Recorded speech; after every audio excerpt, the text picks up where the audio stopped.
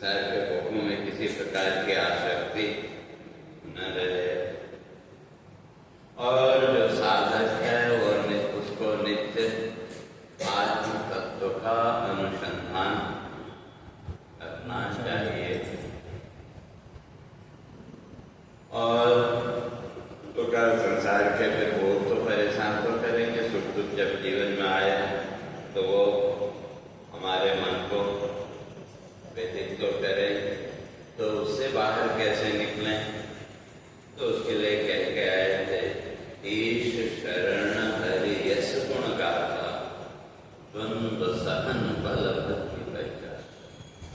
भगवान की जो शरणागति है, तो भगवान के प्रति जो शरणागति का भाव है, वही जो है तो हमारे जीवन में ये जो सुख दुखात्मक जो द्वंद्व है, तो इसको सहन करने की शक्ति हो देगा। और उसके साथ साथ अहिंसा, सम, दम, त्याग, तितिक्षा का ये भी साधन है।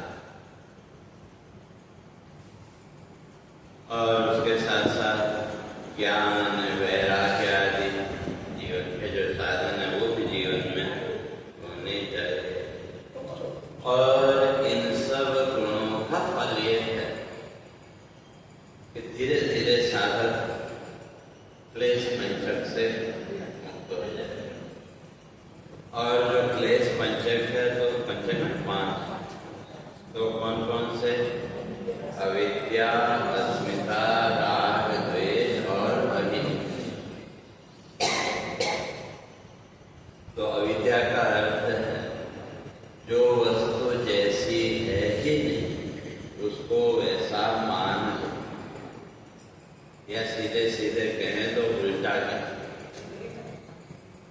और जब ज्ञान में ही विकार आ गया तो का उसके द्वारा फिर अस्मिता का अहंकार का भाव, एक अत्यंत सूक्ष्म भाव, या कहने का अहंकार का आरंभ, तो उसी का नाम अस्मिता। और जब वो अस्मिता आई, वो अहंकार का भाव आया, तो फिर राग और द्वेष। तो राग का पुनः पुनः विषयानुरंजनी, इन वस्तुओं के माध्यम से, पदार्थों के माध्यम से जो सुख हमको मिला, फिर से उसी सुख को प्राप्त करने की इच्छा, तो उसका नाम राग। और द्वेष का जब वो नहीं मिला जीवन में, तो फिर द्वेष है। और सबसे दृढ़ जो क्लेश है वो है अभिनिवेश। क्योंकि जो अभिनिवेश है, महर्षि पतंजलि कहते हैं ऐसे बड़े बड़े योगियों का भी नहीं है। इसलिए जो अभिनिवेश का भाव है वो बिना ज्ञान के नहीं होता। तो अभिनिवेश का सीधा अर्थ है इस शरीर के माध्यम से बने रहने की इच्छा। जो शरीर है, शरीर के माध्यम से बने रहने की इच्छा, तो उसका नाम अभिनिवेश। तो इसलिए कहा कि जो 5 हैं, तो फिर उस भक्ति से और शास्त्र ज्ञान के बल से तो धीरे धीरे ये निकल जाएगा। और जब ये क्लेश पंचक भी नहीं रहा, तो फिर सूक्ष्म शरीर कहाँ रहे? क्यों? अभिनिवेश अगर है, अभिनिवेश अगर है, तो फिर वहां सूक्ष्म शरीर भी रहेगा। क्योंकि ये जो 4 हैं, अविद्या, अस्मिता, राग और द्वेष, इनको छोड़ना थोड़ा आसान, लेकिन जो अभिनिवेश है, या देखो कोई व्यक्ति बड़े कष्ट में है, बड़े दुख में है, लेकिन फिर भी अगर मृत्यु की बात उसके सामने करो तो कोई अभिनिवेश, पता है एक दिन ये शरीर छूटना है और शरीर अब किसी काम का नहीं रहा, लेकिन फिर भी जीने की इच्छा है, तो उसी का नाम अभिनिवेश।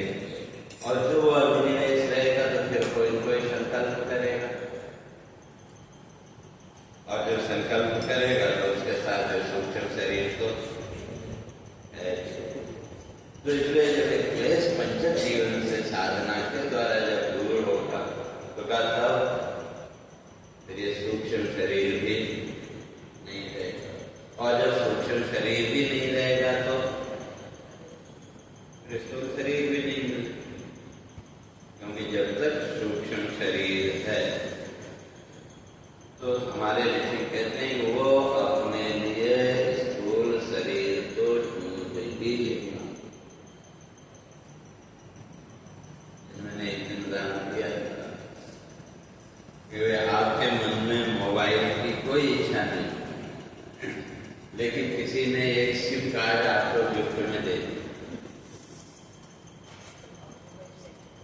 तो फिर अब मोबाइल से लेना पड़ेगा।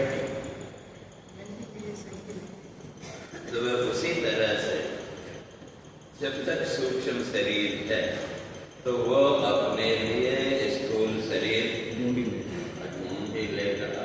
अब वो शरीर चाहे मनुष्य का हो, चाहे पशु पक्षी आदि किसी का, और जब तक वो क्लेश पंचक ये लिंग शरीर का क्षय नहीं होता तो तब तक महर्षि कहते हैं का तब तक आत्म स्वरूप का भी दर्शन संभव नहीं है। इसलिए आगे कहते हैं लिंग देह के क्षय से साधक आत्म रूप का दर्शन। जब लिंग देह का क्षय हो गया तो तभी जो है तो उसको अपने स्वस्वरूप का पूर्ण ज्ञान होगा। और तब जब एक क्लेश पंचक मिट गया, कहते संसार का सारा भ्रम भी अपने आप दूर हो जाएगा। तो कैसे? उसी को आगे कहते हैं तब जगत दृश्य सब दिखते मिथ्या, जगत दृश्य सब दिखते मिथ्या, जगत दृश्य सब दिखते मिथ्या, जगत दृश्य सब दिखते मिथ्या, जीव ब्रह्म का भ्रम मिट जाता, जीव ब्रह्म का भ्रम मिट जाता, होकर सुख दुख बंधन मुक्त, होकर सुख दुख बंधन मुक्त, वेद मुक्त हो वह सुख पाता, वेद मुक्त हो वह सुख पाता। ज्ञान का फल यह है कि वे संसार का ये जितना भी भ्रम है वो सब दूर हो जाएगा। और जो अभी ठीक है हमने शास्त्रों को सुना जीवो ब्रह्म बना पर वह जीव और ब्रह्म एक ही है, समझ में भी आया, लेकिन फिर भी भेद बना हुआ है कि वो भेद दे और मिट जाएगा। और जब वो भेद मिट गया तो कभी सुख दुख का भी कोई बंधन रहेगा नहीं, तो फिर जीवन में आनंद की स्थिति। और जब तक आपका अंतःकरण उपाधि से युक्त है तब तक भ्रम रहेगा, लेकिन जब तक अंतस है सोपाधिक तब तक मिथ्या भ्रम है। जब तक अंतःकरण उपाधि से युक्त है तो तब तक भ्रम तो रहेगा। और जब वो कारण भी लय, सूक्ष्म शरीर का भी लय हो गया और कारण का भी जब लय हो गया तो फिर सारा भ्रम दूर हो जाएगा। तो इसलिए जो साधक है उसको इसके लिए प्रयास करना चाहिए। और अगर नहीं हुआ तब अगर मन इस संसार में ही अटका रहा तो फिर तो सुख दुख से कोई नहीं बचा सकता।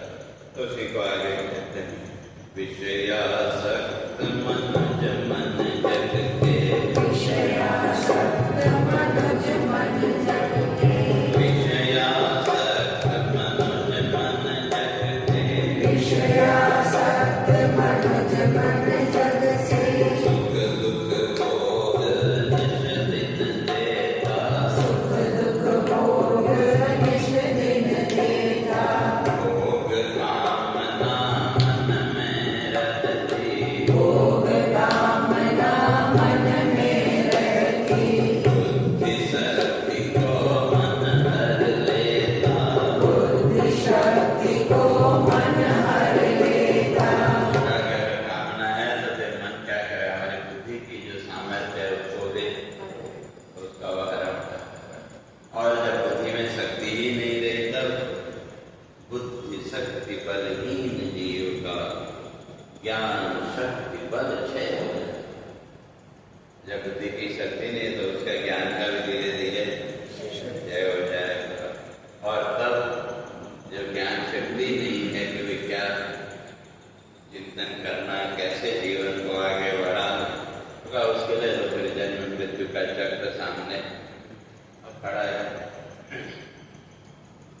और फिर ऐसी अवस्था में वो जो जीव है फिर वो संसार का ही चिंतन करे और उसका फल ज्ञान विज्ञान भ्रष्ट जीव स्थावर जड़ जड़ योन। तो फिर उसका 84 का चक्कर चालू हो जाए। और जिसके मन में मोक्ष की इच्छा है उसके लिए कहते हैं मोक्ष कामना दूषित साधक अनासक्त जग कर्म है। कर्म तो करना पड़ेगा क्योंकि जब तक शरीर है तब तक प्रारब्ध, जब तक शरीर है तब तक प्रारब्ध है।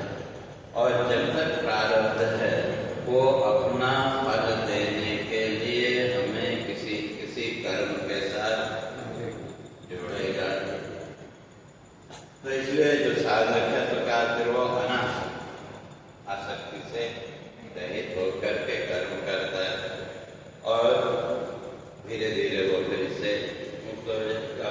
और नहीं तो का हर समय काल का भय, अनित्य काल का भय है। अगर वो व्यक्ति नहीं कर पाता तो कहते इस काल का भय इसके जीवन में हमेशा बना रहेगा। तो इसलिए ये जो संसार है कहते यहाँ जो कुछ भी है उत्तम मध्यम अधम ये सबका काल से संबंध। तो काल के दायरे से कोई बचा हुआ नहीं है। इसलिए संसार के जितने भी प्राणी हैं इनके लिए बड़ा अच्छा शब्द हमारे ऋषियों ने दिया का कालग्रस्त या मृत्युग्रस्त या फिर को मृत्यु पर। तो संसार के जितने भी प्राणी है सब क्या है काल में देवी से बाहर निकल सकते। और ये तीनों गुणों का सारा संसार का जो तीनों गुणों में बंधा है तो वो तो कोई भी कुशल से नहीं रह पाता। तो इसलिए जो तत्व है उस तत्व का निरंतर साधक को विचार करना चाहिए। और वो तत्व है कैसा उसी को भगवान आगे स्पष्ट करते हैं। जीवन नियामक अंतर्यामी, जीवन नियामक अंतर्यामी, जीवन नियामक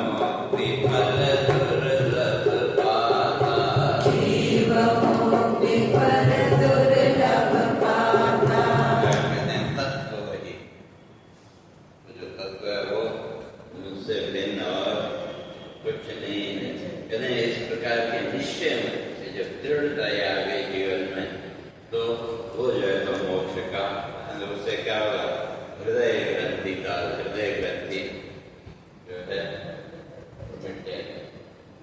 इसलिए विद्यते हृदय ग्रंथि सिद्ध्यन्ते सर्व संशय क्षीयन्ते चास कर्माणि तस्मिन् दृष्टे परा। मंत्र कहता है विद्यते हृदय ग्रंथि, जब तक कोई हृदय ग्रंथि का वेदन नहीं होगा तो तब तक संसार के बंधन भी नहीं मिटे। और जीवन में ग्रंथियां कितनी, 3 ग्रंथियां मानी। भागवत में 3 ग्रंथियों की चर्चा, और उनमें सबसे जो दृढ़ है वो है देह ग्रंथि, शरीर। और जब ये देह ग्रंथि आई तो क्या उसके साथ 2 ग्रंथियां तो बोनस में मिलेंगी। जब शरीर भाव आया तो शरीर भाव के साथ स्त्री पुरुष का भाव, और जब स्त्री पुरुष का भाव मन में आया तो क्या उसके साथ फिर तीसरा भाव घर परिवार का भाव। तो ये ऊपर के जो 2 भाव का ये तो छूट सकते हैं, लेकिन ये शरीर भाव ये इतना आसान नहीं। क्या है अभिनिवेश कर कुछ भी कर लो शरीर ग्रंथि। तो जब तक वो निश्चय जीवन में नहीं होगा तो तब तक कहते हैं ग्रंथि का भेदन होने वाला नहीं है। और जब ग्रंथि नहीं रहे तो फिर किसी प्रकार का कर्म कलुष, फिर किसी प्रकार का कर्म दोष भी नहीं रहेगा। और जब कोई कर्म दोष ही नहीं जीवन में तो जीव तो मुक्त हो ही गया। तो इस तरह से शनकादिक ने राजा पृथु को उपदेश दिया। तब राजा पृथु ऋषियों का वंदन करते हुए तो कहता है भगवान मैं अब आपको क्या दूं। तो इसलिए कहा कि आप जो कहें मैं आपको देने के लिए करूं, क्यों ये जो ज्ञान आपने दिया इसके फलस्वरूप मुझे मेरे में सामर्थ्य कुछ है नहीं देने की। तो इसलिए जो कुछ भी मेरे पास है, चाहे राज्य है, सैन्य बल, जो कुछ है, इस पर तो अधिकार आपका ही है, आप जो कहो।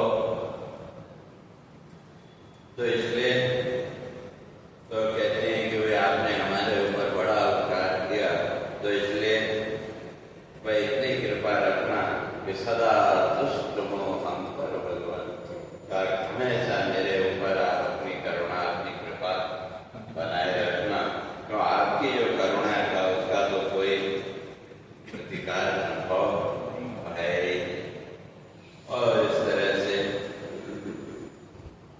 राजा पृथु ने शनकादिक का वंदन किया। उसके बाद वो अपने लोग को गए, और जो राजा है वो फिर अपने राज्य कार्य में लगे। और राजधर्म का पालन करते हुए फिर एक निश्चित समय पर उन्होंने राज्य का भी त्याग कर दिया। और तो फिर साधना के लिए तो भगवान की आराधना करने लगे। और उधर फिर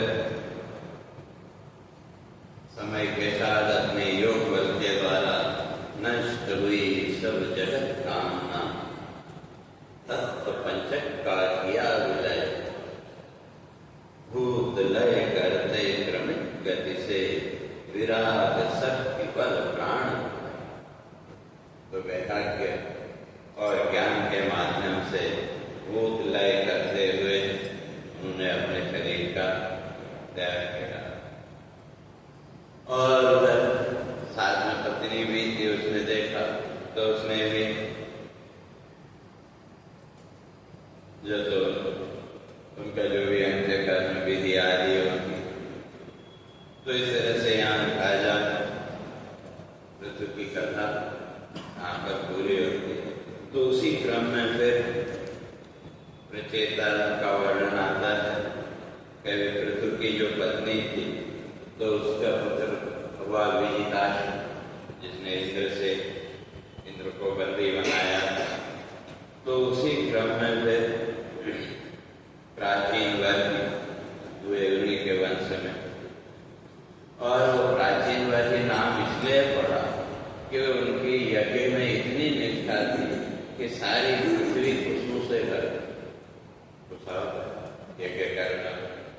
अब यज्ञ करने के लिए तो पूछा चाहिए, इसलिए उन्होंने इतना यज्ञ किए।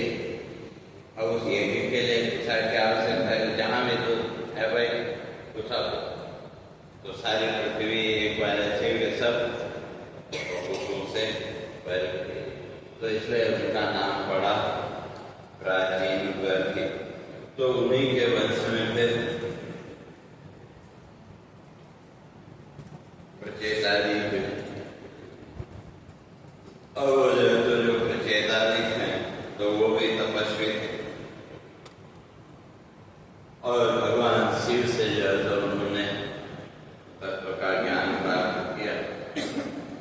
और तो पिता से आज्ञा पाकर के पिता ने आज्ञा दी कि वही आगे संसार सृष्टि को आगे बढ़ाना है। तो उन्होंने विचार किया कि भाई वो तो ठीक है, लेकिन पहले जीवन में कुछ ज्ञान भी तो होना चाहिए। बिना ज्ञान के तो कोई अर्थ नहीं। और जो ज्ञान है वो बिना तपस्या के तो जीवन में मिलेगा नहीं। तो इसलिए तपस्या की ओर पश्चिम दिशा की ओर चल पड़े। और कहाँ? तो नारायण सरोवर गुजरात में, कच्छ में, पाकिस्तान बॉर्डर के पास नारायण सरोवर। तो वहाँ वो तपस्या के लिए पहुंचे और वहाँ तपस्या करते हुए भगवान शिव की वो आराधना करने लगे। तो जब भगवान उनकी आराधना से प्रकट हुए तो भगवान उनको रुद्र गीता का वहाँ उपदेश देते हैं। कहा कि मैं ये रुद्र गीता का तुमको उपदेश देता हूँ, तो इसके माध्यम से तुम साधना करोगे तो क्या तुम जो इच्छा तुम्हारी हो तुम अपनी उस इच्छा को पूरा कर लोगे। तो इसलिए रुद्र गीता में भगवान इस बात को स्पष्ट करते हैं। तो जय हो चारण से केवल, आत्मविद होते भव से पार। तो कितनी केवल भगवान का इस कलयुग में तो केवल जय हो इतना भी अगर उच्चारण करो तो क्या जो आत्मवेदता है वो तो इसलिए से संसार बंधन से अपार हो जाए। तो इसलिए वहाँ भगवान की स्तुति करते हैं, वासुदेव तुम पद्मनाभ हो। वासुदेव के पद्मनाभ भी तुम ही हो। भूत सूक्ष्म चित्त आधार, भूतों में जो सूक्ष्म तत्व वो भी आप भी हो और इस मन के चित्त के भी आधार आप भी, और तुम ही रचते जग का जीवन, तुम ही करते जग संहार। इस संसार को रचने वाले भी आप और इसका संहार करने वाले भी तो आप ही हैं। तो इसलिए अंतर्यामी जग के स्वामी, करता नमन महपार।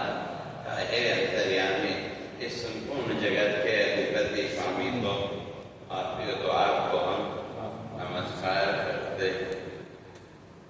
तो इसी तरह से अहम अधिक तुम संकर्षण का हमारे जीवन में जो अहम भाव है का उसके अधिपति भी आप ही। अगर वो तत्व न हो तो अहंकार आगे कुछ रहेगा। इसलिए हमारे जीवन में जो कुछ भी है तो कहते हैं उसके अधिपति आप। और हमारे तुम मन के रूप साकार का, हमारे मन का जो साकार रूप है उसमें भी तो आप ही हैं। और सहस्रांश तुम मित्र जगत है, और का आप ही कौन है? सूर्य के रूप में इस संसार के मित्र भी तो आप ही हैं। ऐसा जो तत्व है उसको हम नमस्कार करते हैं। और वो जो तत्व है उसका निवास कहाँ है तो उसको आगे स्पष्ट करते हैं। शुद्ध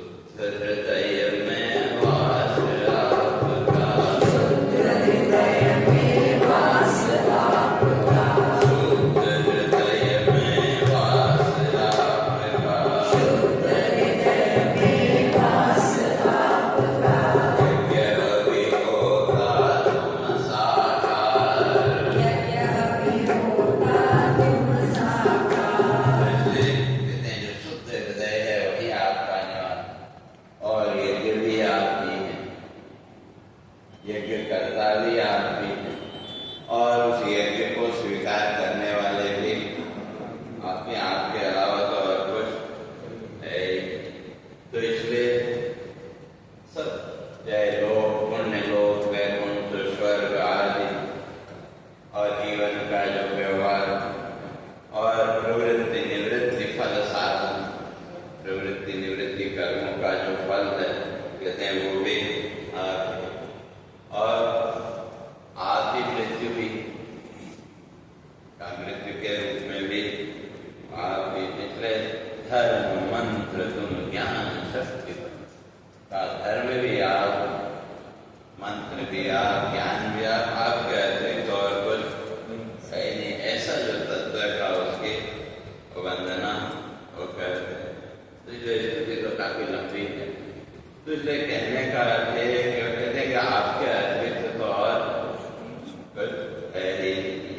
और फिर वहाँ जो तो भगवान बुद्ध प्रचेताओं को बताते हैं, कहते हैं कि मेरी तो कामना क्या है, मिले संग यदि हरि भक्तों का, मिले संग यदि हरि भक्तों का, जग भोगों का कर्म धिक्कार, जग भोगों का कर्म धिक्कार, दोष मुक्त गुणशील सरलता, दोष मुक्त गुणशील सरलता, भक्त संग बल मिले उपहार, भक्त संग बल मिले उपहार, काल जगत का क्षय है करता, काल जगत का क्षय है करता, काल जगत का क्षय है करता, काल जगत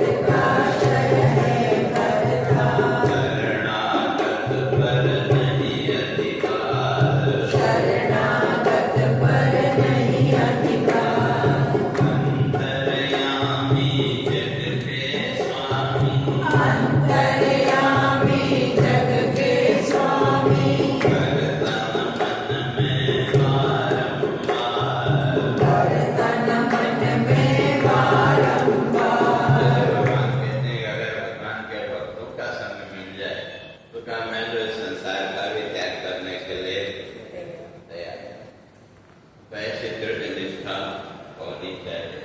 और क्यों जो भक्त हैं उनके गुण क्या हैं, दोष मुक्त गुणशील सरल, तो उनका जो मन है वो दोष से मुक्त। ये पहचान भी है कि अगर भक्ति जिसको हम कहते हैं, अगर उस भक्ति के द्वारा हमारा चित्त दोषों से मुक्त नहीं हो रहा है तो उसका कोई अर्थ, भक्ति का फल वही है कि धीरे धीरे हमारा जो मन है इस संसार के दोषों से मुक्त हो और जीवन में सरलता का इसलिए वो कहते हैं कि वे हमको जो भक्तों के संग का यह उपहार हमें मिले। और इस संपूर्ण जगत में तो काल का ही अधिकार है, लेकिन जो भगवान के शरणागत हैं का वहां फिर काल का बस नहीं चलता। इसलिए शरणागत पर नहीं है का जो भगवान के शरणागत हैं तो वो फिर काल के अधीन नहीं हो सकते। और तो ये भक्ति योग क्यों चाहिए, जो भक्ति है वो हमारे मन के दोषों को दूर करने वाले। तो कैसे, भक्ति योग से अंतस पावन, भक्ति योग से अंतस पावन, भक्ति योग से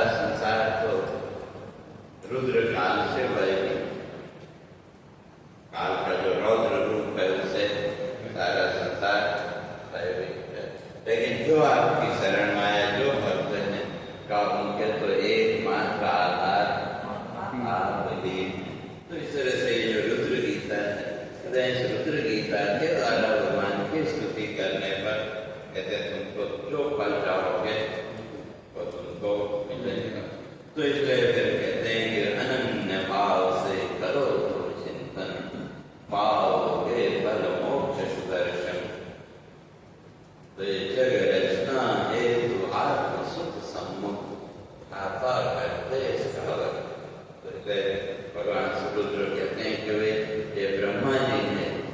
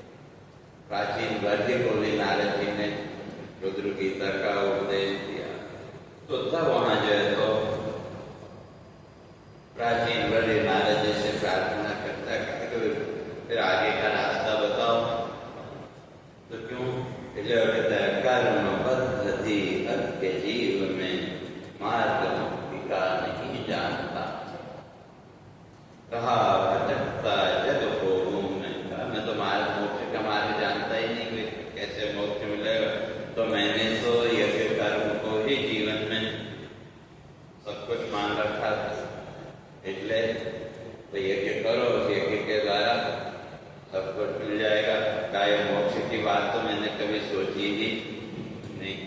तो अब मेरी मुक्ति कैसे हो? तो इसलिए मैं तो अभी तक ग्रह धन शुद्ध पुरुषार्थ मान का, मैं तो एक घर परिवार आदि तो इसी को जीवन का पुरुषार्थ मान के बैठा था। जैसे आजकल के अगर देखें लोग मोक्ष या उसकी बात कितने लोग सोचते, तो ज्यादातर लोगों की दृष्टि में बस ये संसार के सुख दुख भोगना, साधनों को जुटाना और उसी को जीवन का पुरुषार्थ लोगों ने मान रखा। कर्तव्य तो है, संसार में आए हैं तो अपना कर्तव्य पालन तो करना है, लेकिन कर्तव्य के साथ साथ तो कर्तव्य भाव भूल करके हम उसी में बन गए कि नहीं, बस उसी को हमने सब कुछ मान लिया। और जब वो भाव दृढ़ हुआ तो वहाँ ईश्वर चिंतन या आत्मचिंतन की बात हम भूल गए। तो अब आत्मचिंतन हमको बेकार लगने लगा, हमको वही सब कुछ दिखने लगा, बस यही सब कुछ है। तो कहते हैं अज्ञानी जीव तो घर परिवार आदि इसी को जीवन का पुरुषार्थ मानता है। तो प्राचीन वाले कहते हैं मैंने भी ऐसा ही माना, इसलिए नारद जी से कहते हैं आप मुझे उपदेश दो। इसलिए संसार ताप मुक्ति हेतु तत्व ज्ञान का करें उपदेश, देह गेह आसक्ति भ्रम दे मिट जाए मनुष्य का कर्म। कहते हैं आप मुझे उपदेश दो कि जिससे ये सारा कर्म बंधन ये सब मिट जाए। तो तब वहाँ नारद जी कहते हैं कहा कि भाई तुमने यज्ञ किए और उस यज्ञ में निर्दयता पूर्वक तुमने पशु हत्या भी की, पशुओं की बलि दी। तो नारद जी कहते हैं वो सब तुम्हारी प्रतीक्षा में बैठे, जब तुम यहाँ से जाओगे तो वे वो तो अपना बदला पूरा करेंगे, ये प्रकृति का नियम है। तो इसलिए नारद जी कहते हैं बहुत हो गया अभी यज्ञ करना, छोड़ो निर्दोष पशुओं की यज्ञ के नाम पर निर्दोष पशुओं की हत्या करना बंद करो। तो इसलिए तो अब प्रमाण क्या है था, उस संदर्भ में तुमको एक कथा सुनाता हूँ। और कथा किसकी है? पुरंजन। तो जो पुरंजन और पुरंजन का पुरम रंजयति इति पुरंजन, पूर्वाने तो जो इस शरीर में ही भटकता रहता है उसी का नाम पुरंजन। तो कोई पुरंजन वो अलग से कोई हुआ ऐसा नहीं, वो तो एक प्रतीक है। लेकिन हर एक व्यक्ति यहाँ पुरंजन है क्यों? अगर देखें ठीक है, हमने तो शास्त्रों का चिंतन किया, विचार किया, थोड़ा बहुत समझ में आया, लेकिन अभी भी जो हमारी दृष्टि है इस देह में ही बनी हुई, तो हम सभी पुरंजन हैं। तो इसलिए तो अब वो जो पुरंजन है तो वही सूक्ष्म शरीर, अब वो फिर क्या करता है? कर्मणाम तत्फलम भोक्तुम पुरम जनयति मायायाम राजमानो जीव। कहते जो कर्म है और कर्म का फल भोगने के लिए माया के द्वारा फिर वो सूक्ष्म शरीर जो है तो अंजन, वो भी माया है। अंजन तो माया नहीं, यहाँ अंजन शब्द नहीं है, यहाँ रंजन शब्द। रंजन माना उसी में रंग तो पूरम रंजे, तो पूर्व माने शरीर, इस शरीर में ही जो घूम रहा है इसी के उसमें जो बदलाव, और अंजन अर्थ भी कर सकते हैं, लेकिन यहाँ पूरम रंजे अंजन में रंगा हो, जो इस शरीर के रंग में ही रंगा हो। और अगर देखें तो हम भी कहीं मैं ये हूँ, मैं वो हूँ, जो कुछ भी है तो वो शरीर के रंग में रंगे, ले बात बड़ी बड़ी करते हैं, लेकिन जीवन के यथार्थ को अगर देखें तो वो उसके लिए तो मानव देह ही है ज्ञान के लिए। तो इसीलिए तो ये कहता है कि भाई हर एक जीव की स्थिति तो लेकिन उससे बाहर कैसे निकले तो वो बताने के लिए पुरंजन की करता है। इसलिए तो वो पुरंजन कौन है? कहते हैं जीव से वही जीव है पुरंजन, अर्थात ये जीव। तो कहते हैं उसकी मैं तुमको कथा सुना, लेकिन इसका एक मित्र भी है और उसका नाम है अविज्ञान। अविज्ञान जीव है, उसका मित्र कौन है? अविज्ञान, जिसको आप सिक्स सेंस बोलते हैं, वही है। या जो द्वास्पर्णा सयुजा सखाया समान वृक्षम परिशिष्ट जाते, मंत्र कहता है कि दो, एक जीव और एक ईश्वर, और ये दोनों कैसे हैं? द्वासुपर्ण, सुपर्ण, पर्ण बोलते हैं पंख को, और सुपर्ण माने दोनों के पंख बड़े अच्छे। और सुपर्ण कौन है? सुपर्ण नाम है गरुड़ का। जो गरुड़ है तो सबसे ज्यादा ऊंचाई तक और सबसे ज्यादा देर तक उड़ने के अगर किसी में सामर्थ्य है तो वो गरुड़, तो इसलिए उसको सुपर्ण। तो उसी के प्रतीक रूप से जीव को भी सुपर्ण, तो इसकी भी तो गति है जो स्वर्ग नरक मोक्ष आदि गतियां हैं, तो जीव की गति है, तो बिना पंखों के गति हो सकती है क्या? तो इसलिए इसको भी सुपर्ण कहा।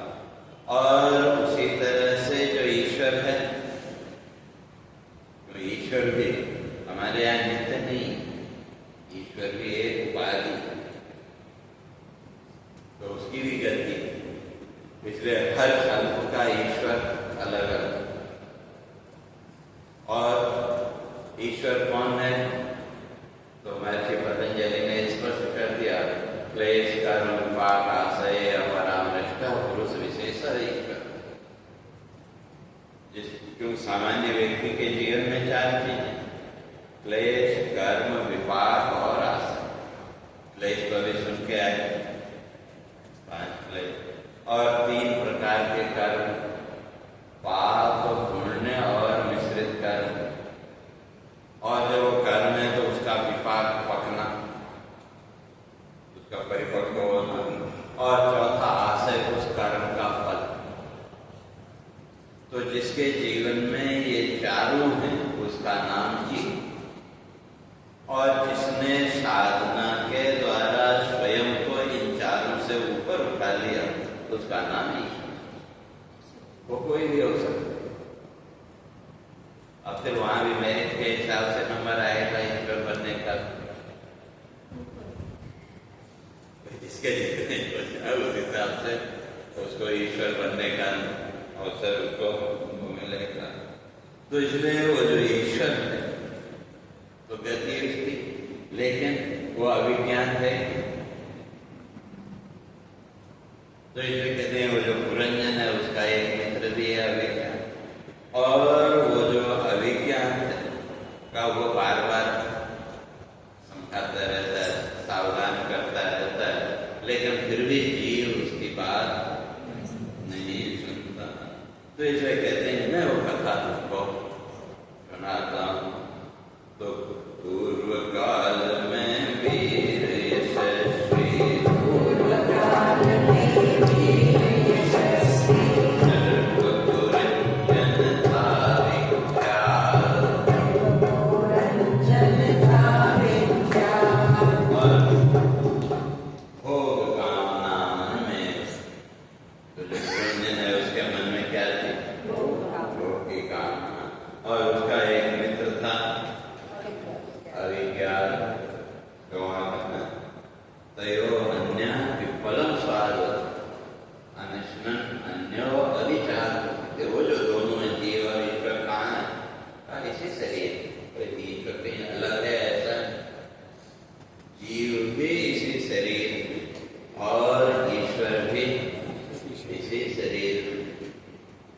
अंतर क्या है?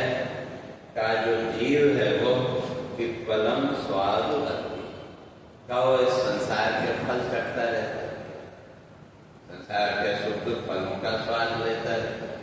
और जब फल का स्वाद लेंगे तो सुख भी आएगा, दुख भी आएगा।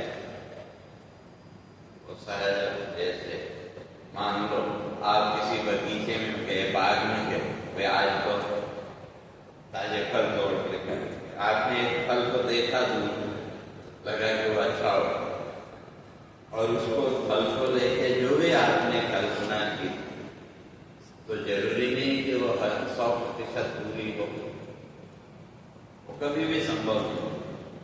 आपने उस फल को तोड़ा तो आपके कुछ आपकी कल्पना के अनुसार उसका स्वाद निकला, कुछ आपकी कल्पना के तो सुख और दुख दोनों आए। तो इसी तरह से कहते हैं कि जो संसार के फलों को चखने में लगा तो उसके जीवन में तो सुख और दुख चलता ही है, उससे कभी वो छूटने वाला नहीं। इसलिए जो जीव है वो क्या करता है? पिप्पलम स्वादवती, संसार के फलों को चखता है कि शायद इसमें सुख मिले, शायद इसमें सुख मिले, शायद इसमें सुख मिले। और जो दूसरा है जिसको ईश्वर कहते हैं, का वो साक्षी भाव से देखता है, पर अंदर इतना ही नहीं है। तो अब जो संसार के फलों को चखता है तो का उसके अंदर फिर चिंता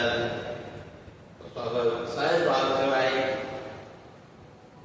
एक फल आपने तोड़ा तो उसमें आपकी कल्पना के अनुसार स्वाद उसका नहीं मिला, फिर दूसरा फल भले ही तोड़े लेकिन उसके पहले ही चिंता आ गई कि जैसा हम सोचते हैं वैसा होगा कि नहीं होगा। तो इसलिए कहते हैं कि भाई वो जो पुरंजन था वो फिर वो इच्छा को लेकर के पृथ्वी पर विचरण करने लगा, और अब उसको अपने लिए कोई स्थान जब तक नहीं मिला तब तक मन में चिंता में भी कहाँ रहेंगे, क्या करेंगे, इस तरह। और तभी कहते हैं उसमें हिमालय की तलहटी में एक नगर को देखा, और वो नगर कौन? यही है, वो दूसरा जो नगर है वो तो प्रतीक है, वास्तविक नगर कौन है? अपना ये शरीर। क्यों? यह अस्मिन् पिंडे तत् ब्रह्मांड का, जो इस शरीर में है, इस ब्रह्मांड में उससे अतिरिक्त और कुछ नहीं। तो इसलिए एक बढ़िया नगर उसने देखा, तो उसी को जो है तो अपना ठिकाना बना दिया, और फिर जो है तो इधर उधर विचरण करने लगा। तो एक दिन का उसको एक विचरण करते हुए एक कन्या मिली, और वो कैसे? सेवक 10 सत वनिता नायक पंचानन पन्नग बलरथ। तो कैसे थे? तो कहते हैं सेवक 10, उसके 10 सेवक, और 10 सेवक कौन है? हमारी 10 इंद्रियां, और एक एक इंद्रिय की 10-10 100 वृत्तियां। एक इंद्रिय की कितनी वृत्तियां हैं? अगर किसी दिन बैठ के गिनती करने लगे तो दिन निकल जाएगा, लेकिन गिनती पूरी होने वाली। लेकिन फिर भी हमारे ऋषियों ने 10-10 का वो माना, जैसे कौरव में भी भाई 100 जो कौरव है उनका भी 10-10 भाग किया, तो इसलिए 10 दिशाएं। तो इसलिए ये जो हमारी इंद्रियां हैं, तो इन इंद्रियों की वृत्तियां 10 दिशाओं में फैली हैं, और असंख्य वृत्ति, और इन वृत्तियों का जो नायक है वो कौन? मन। तो इसलिए तो कहते हैं कि वे सेवक, उसके 10 सेवक, और वो सब कैसे थे? 10 सत वनिता नायक,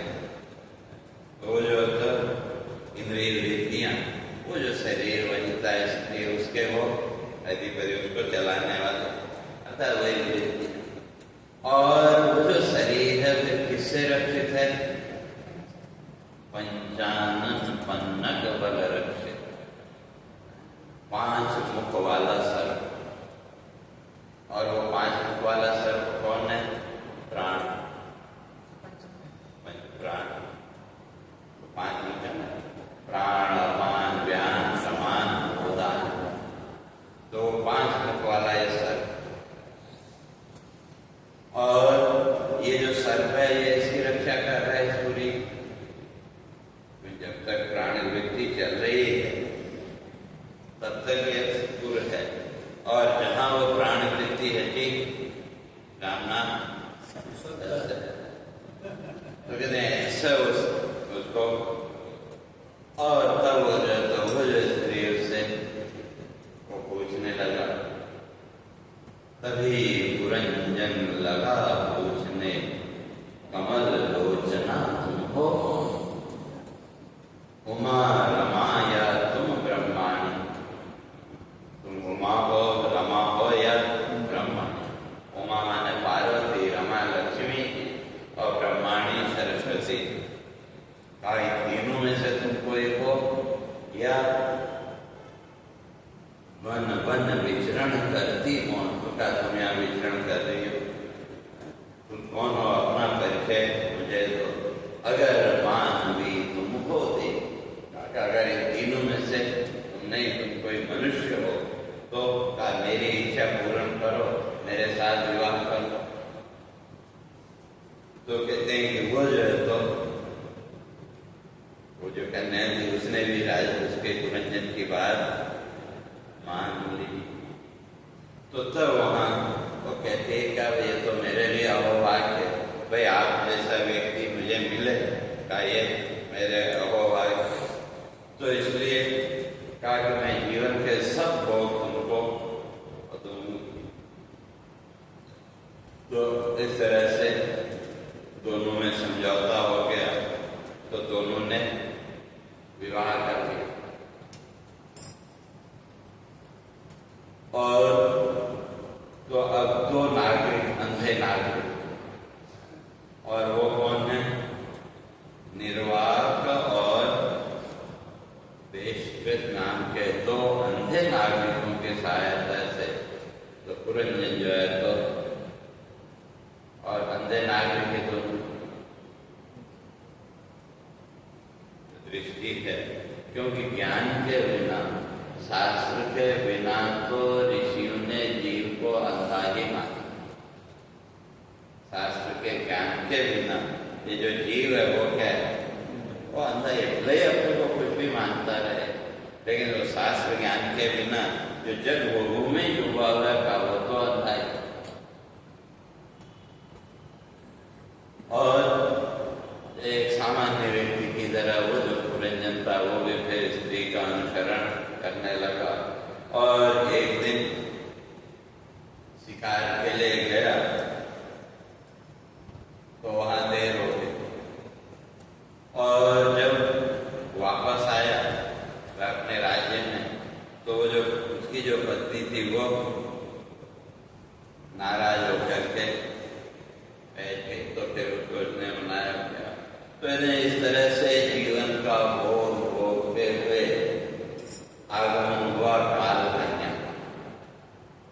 ये जो शरीर है वो स्त्री, ये शरीर ही, और कोई अलग से कोई स्त्री है ऐसा नहीं। क्योंकि शरीर, ये जो शरीर है तो उसका लक्षण ही किया होगा यतनम शरीर। और संसार के सुख दुख भोगों का जो आधार है वो कौन है? वो जो शरीर है। इसलिए यहाँ वो प्रतीकात्मक जो स्त्री है वो कौन? ये शरीर। और वो पुरंजन वही सूक्ष्म शरीर के रूप में। तो सूक्ष्म शरीर जब तक है वो इसको शरीर अपने लिए ढूंढेगा, और लेकिन वो भी उसके संस्कारों के अनुरूप चाहिए। इसीलिए जो जन्म आदि की जो प्रक्रिया है तो उसके लिए हमारे ऋषियों ने माना। वैसे तो उस पूरे उसको चक्र को अगर समझना हो तो अपने गुरुदेव की पंचाग्नि विद्या आप में बहुत से लोगों ने उनको पढ़ा। तो 3 चीजें आवश्यक है। वो जो जीव है उसके अपने संस्कार,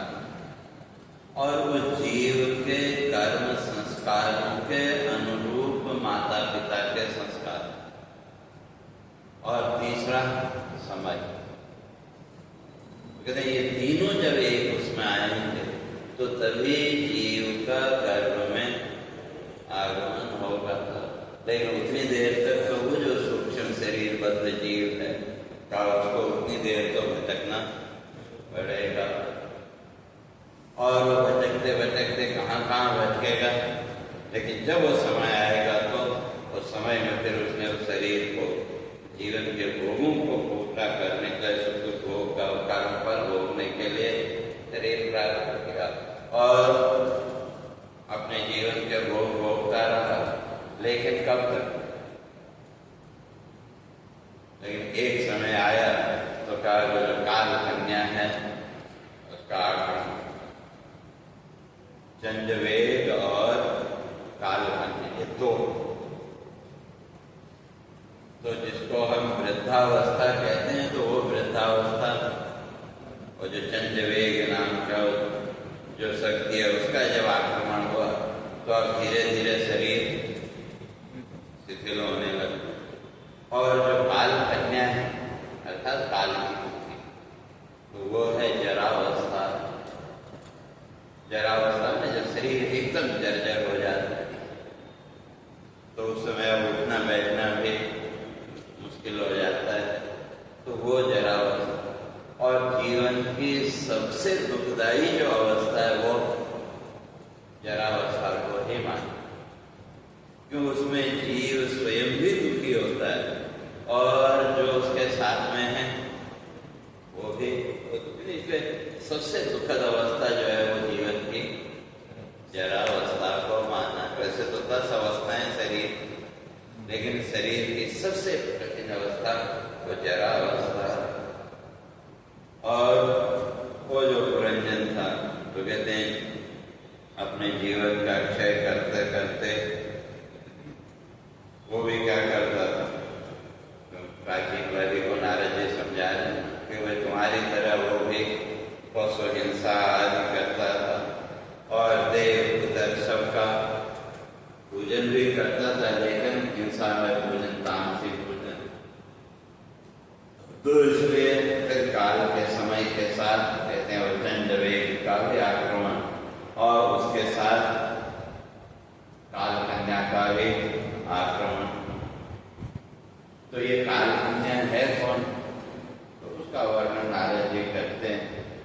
तो ऐसे तो नारद जी को ब्रह्मा जी ने भी श्राप दिया, आगे आएगा, और काल कन्या ने भी श्राप दिया।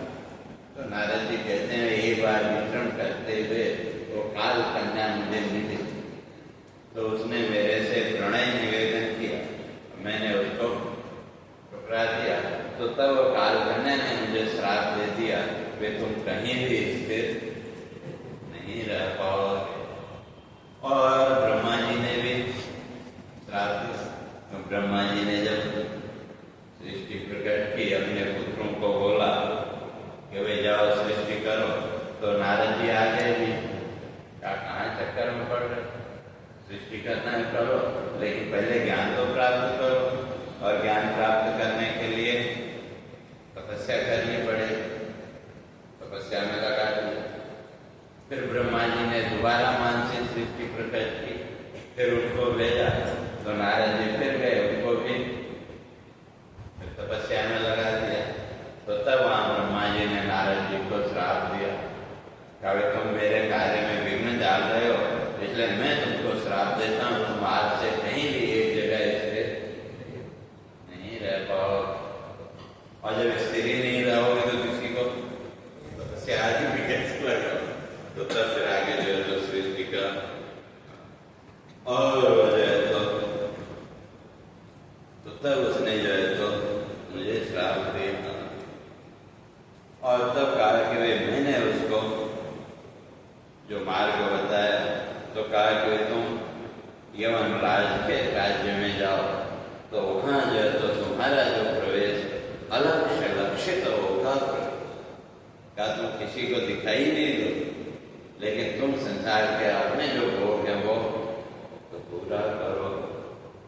तो इसलिए कहते हैं कि वे इसलिए कारण संसार के नाश का, इसलिए तुमको कोई ऐसे तो स्वीकार करने वाला नहीं है, लेकिन तुम अदृश्य रूप में जाकर के संसार संसार में अपना भोग अब पूरा करो। और तब जब उस समय के साथ अब शरीर शिथिल होने लगा, काल कन्या का भी आक्रमण हो गया और चंडवेग का भी आक्रमण हो गया। तो चंडवेग में धीरे धीरे शिथिल शरीर कमजोर होने लगा और अब धीरे धीरे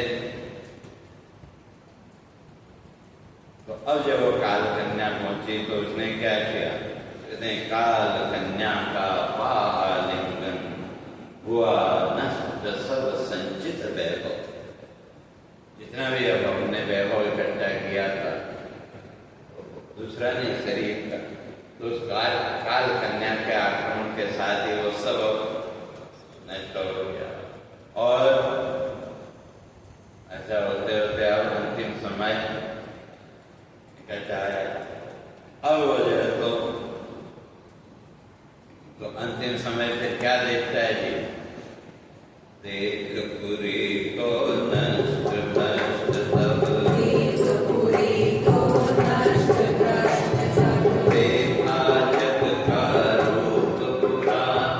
देखा जग का रूप पुरातन, शरीर जो है तो अब धीरे धीरे तो तब जाकर के जीव की समझ में आता है थोड़ा बहुत। लेकिन जो अज्ञानी है जब भोगों में ही जो लिप्त है उसकी तो समझ में उस समय भी नहीं आती। तो इसलिए श्री विहीन प्रतिकूल सब स्वजन बंधु ने, तो अब जब वो स्थिति आई तो अब क्या समझ में आया? जो अभी तक प्रेम करते थे अब वही घृणा में बदल गए। इसीलिए हर व्यक्ति यही चाहता है कि वह अंतिम समय में न हमें कष्ट भोगना पड़े और न दूसरे को कष्ट। न इच्छा तो सबकी यही होती है, लेकिन क्या होगा वो तो उसके। लेकिन जब वो स्थिति आई तो जो अभी तक प्रेम कर रहे थे अब वही घृणा करने लगे। तो प्रेम अब हो गया फिर तो सब कामना करते हैं जल्दी जाए तो इसलिए तो कहते हैं वो सब देख करके अब चिंता वे कल तक तो सब प्रेम करते थे, अब आज तो कोई प्रेम कर नहीं रहा। तो अब जो अज्ञानी है उसके मन में वही चिंता पड़ती, और जो ज्ञानी है वो तो पहले ही उस भाव से अपने को बाहर निकाल लेता है। लेकिन जो अज्ञानी जीव है वो अरे ये क्यों नहीं सुनता, वो क्यों नहीं सुनता, ये क्यों नहीं बात करता, वो क्यों नहीं करता, वो उसका मन उसी में घूमता रहता है। और तब कहा कि अब ये शरीर त्यागना तो पड़ेगा। तो इसलिए तो पूरी त्याग को हुआ व्यवस्था जगत कामना बद्ध फल। अब ये शरीर को तोड़ना ही पड़ेगा। तो इसीलिए जो ज्ञानी है उसको शरीर त्यागने में कोई कष्ट नहीं होता, लेकिन जो अज्ञानी है उसके लिए तो हमारे ऋषि कहते हैं बड़ी पीड़ा होती है। और कैसी पीड़ा? कि जैसे हजारों बिच्छू एक साथ डंक मार रहे हैं तो अज्ञानी को ऐसी पीड़ा होती है और उसमें वो छटपटाता है। और फिर उस समय वही जो है तो अपने घर परिवार का ही वो चिंतन करता है। तो अब उस समय फिर का वो जैसा चिंतन करे तो इसलिए रहतारा शुद्ध ममता पुरुषित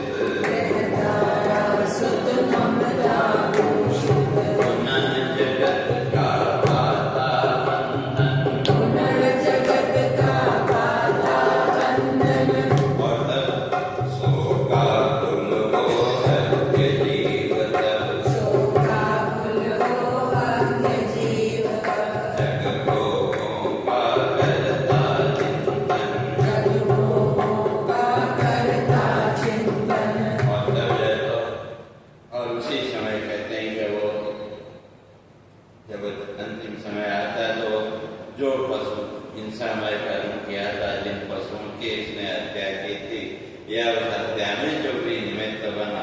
तो अंतिम समय क्या वो सब सामने आकर के और खड़े हो जाते हैं, मेरा भी लगन देना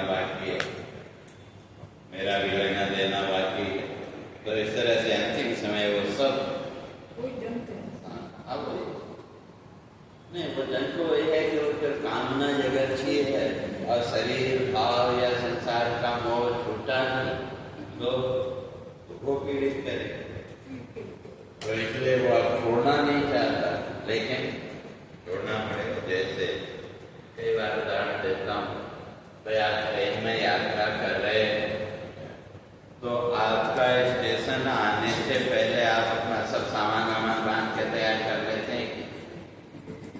और वो स्टेशन में जितने भी उतरने वाले हैं, हर एक की इच्छा क्या होती है कि सबसे पहले मैं उतरूं। हर एक को चाहते कि सबसे पहले मैं उतरूं। अब नंबर पहले मिला कि नहीं मिला वो अलग बात है, लेकिन कई लोग तो अभी स्टेशन आने में आधा रहता है, लेकिन वो सामान वामान लेके दरवाजे पर पहुंच जाते। तो वो ज्ञानी कि जो मृत्यु से पहले अपना बोरिया बिस्तर बांध के जो तैयार रहता है, तो वो ज्ञानी। अब उसको तो मृत्यु में अगर विलंब होगा तो कष्ट हो। अगर वो ट्रेन राइट टाइम चल रही लेकिन आउटर पे आके खड़ी हो जाए, तो आउटर पे खड़ी हो जाए, सिग्नल नहीं मिला तो छटपटाहट होती है, भले वो 1 मिनट 2 मिनट जो भी है। और अगर जिसका टिकट है लेकिन वो सीट खाली नहीं करे तो काले कोट वाला पकड़ के उतारेगा, और जब जबरदस्ती उतारेगा तो दुख तो होगा। तो वही ज्ञानी और अज्ञानी की स्थिति भी होती है। तो जो ज्ञानी है वो पहले से अपना बोरिया बिस्तर बांध के तैयार है। अतएव वर्णम मस्तु युगांतरे, चाहे वो मृत्यु अभी आए या युगों बाद आए, वो हर समय तैयार है। और जो अज्ञानी है, अगर उससे पूछे वो कहेगा नहीं और थोड़ा समय, और तो अंतर दोनों में वही है। तो इसलिए तो कहा गया वो सब प्रतिक्रोध के लिए वो सब सामने आ गए, तो अब पीड़ा तो होगी, अब तो पड़ पड़ेगा। तो अब ऐसी अवस्था में फिर जिसके साथ सबसे ज्यादा आसक्ति होगी वही पहले याद है, और उसके अगर परीक्षा करनी हो तो 2 उपाय। एक तो ये देखो कि जब जीवन में कोई विपरीत परिस्थिति आए, उस समय सबसे पहले आपको कौन याद आए? जिसके साथ आपकी सबसे ज्यादा आसक्ति होगी, सबसे पहले वही याद आए। लोग कहते हैं भगवान, मैं तो सरासर उसमें वही याद आएगा जिसके साथ आपकी सबसे ज्यादा आसक्ति होगी। इसलिए हमारी आसक्ति किसमें है, अगर उसकी परीक्षा करनी तो एक। और दूसरा, कभी कोई आपने डरावना स्वप्न देखा हो, भाग गए, पीछे मौत आगे खाई, कई बार संभव है ऐसा स्वप्न देखा हो, तो वहां भी आपको सबसे पहले उसी की याद आएगी जिसके साथ आपकी सबसे ज्यादा आसक्ति हो। इसलिए हमारी आसक्ति किसमें है, अगर उसका परीक्षण करना तो ये 2 तरीके।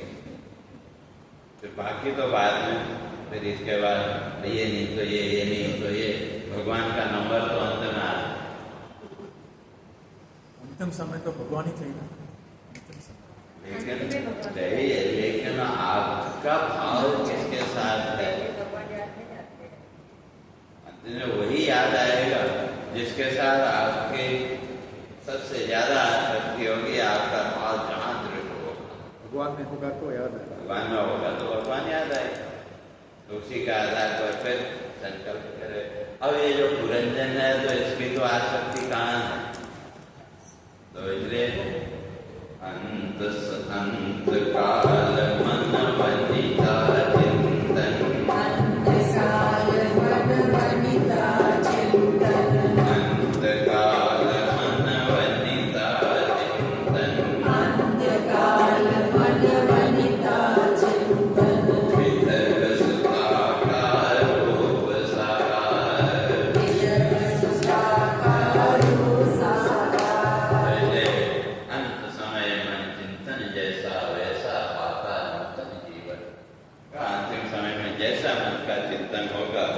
उसी के आधार पर एक नया जीवन मिलेगा। तो वो जो पुरंजन था उसमें भी अंतिम समय में पत्नी के साथ आसक्ति थी, तो वही भाव आया। तो फिर अगले जन्म में विदर्भ राज के पुत्री के रूप में जन्म लिया और मलयध्वज नाम के राजा के साथ शादी हुई। और वो जो मलयध्वज था वो तपस्वी था, तो इसलिए एक समय के बाद पुत्रों को राज्य सौंप करके वो जो मलयध्वज था मलय शृंग पर तपस्या के लिए चला गया और साथ में पत्नी वो विदर्भी, जो पुरंजन अगले जन्म में विदर्भी स्त्री के रूप में प्रकट हुआ, तो वो भी साथ। और वहां जाए तो शरीर का तो अपना एक समय, तो वो शरीर जब पूरा हुआ तो अब वो उसके मोह में भी वहां और रोने लगा। तो कहते हैं उस समय जो है तो फिर वो मित्र अभिज्ञान जो वो आकर के वहां उसको वो समझाता है। तो क्या सुप्त पुरुष कौन यह भद्र, सुप्त का ये सोया हुआ कौन, और तुम क्यों रुदन कर रहे हो, और तुम हो कौन, किसकी पुत्री, क्या तुम भूले मित्र अभिज्ञान, क्या तुम किसके लिए रो, क्या तुम अपने मित्र को भूल के, तो वो जो अभिज्ञान। तो इसलिए काम तो दोनों एक साथ ही थे। कैसे? दोनों संग थे विचरण करते, दोनों संग थे विचरण करते, दोनों संग थे विचरण करते, दोनों संग थे विचरण करते, मानस हंसते हम अनिकेत, मानस हंसते हम अनिकेत, मित्रवरी में तेरा शाश्वत, मित्रवरी में तेरा शाश्वत, सहस्रयुगों तक थे अनिकेत, सहस्रयुगों तक थे अनिकेत, भोग हेतु तुम हुए विलग थे, भोग हेतु तुम हुए विलग थे, कर्म भूमि भुवनी निकेत। कर्म भूमि भुवनी निकेत। तो इसलिए कहते हैं कि तुम कौन हो उसको पहचान का, हम दोनों मित्र थे और कितने मानस हंस थे हम अनिकेत। निकेत माने कर्म और अनिकेत माने घर से रहे। तो इसलिए हम कैसे थे का मानस हंस थे। तो इसलिए और कितने समय तक, सहस्र युगों तक, हजारों युगों तक हम साथ में विचरण करते रहे। लेकिन तुम जो है तो भोग भोगने के लिए मेरे से अलग हो, भोग है तो तुम हुए मिलते, कर्म भूमि बनी थे। तो इसलिए फिर तुम्हारा आश्रय क्या हो, ये पृथ्वी तुम्हारा आश्रय बन के, तो या तुम कर्म भोगने लगे और माया निर्मित पूरी मोह में जीव बने तुम थे। कहा कि भाई माया निर्मित इस शरीर में भोगने है तो तुम जीव बने, लेकिन वास्तव में तुम तो क्या, तुम अनिकेत योग था, तुम इन सारे बंधनों से रहित हो। तो इस तरह से वहां जो है तो वो जो अभिज्ञान अर्थात वो जो छठी इंद्रिय, तो उसने उसको बोध कराया।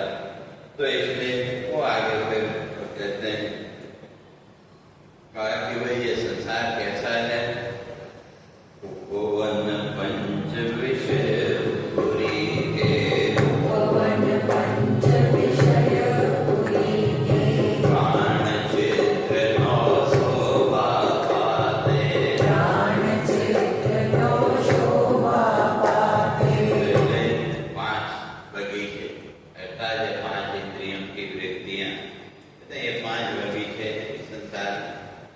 और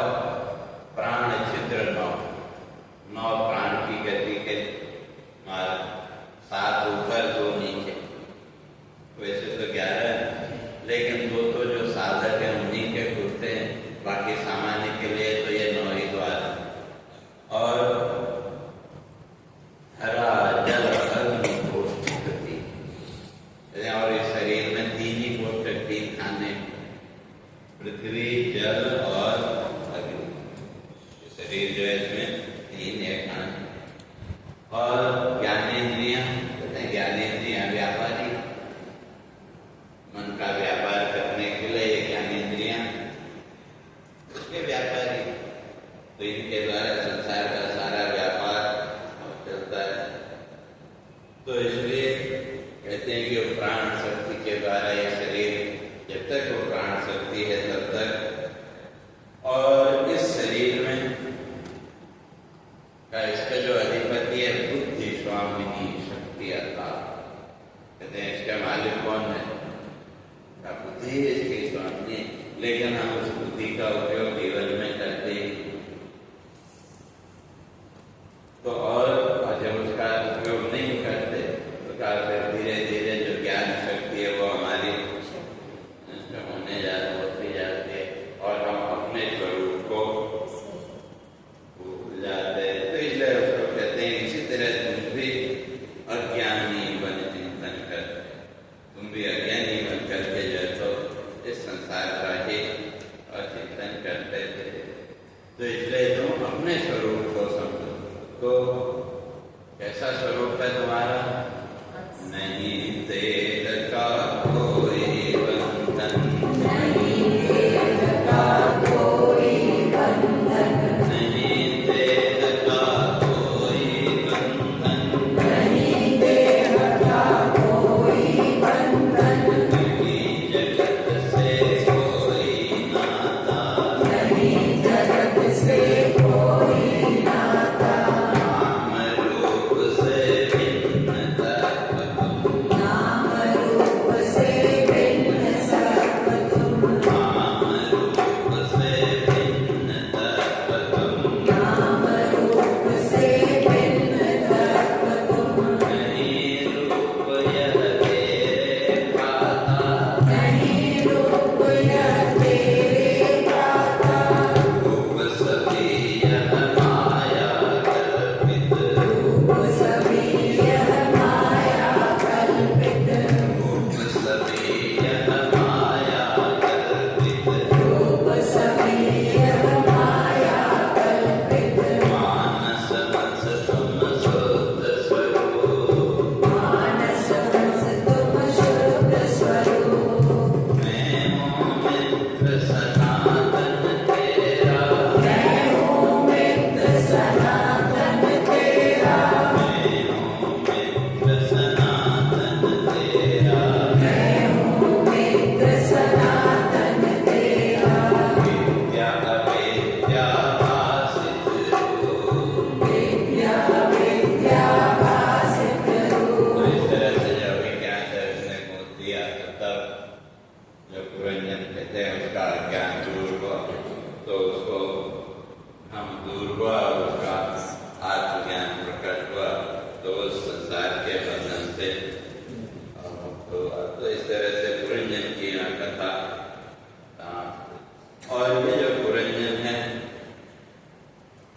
तो पुरंजन जो आख्यान है तो उसका वर्णन आगे कहते हैं कि वे जो संसार में बद्ध जीव है उसकी क्या गति होती है। तो फिर वो जो प्राचीन वर्ग को आगे नारद जी फिर समझाते हैं, तो उसकी चर्चा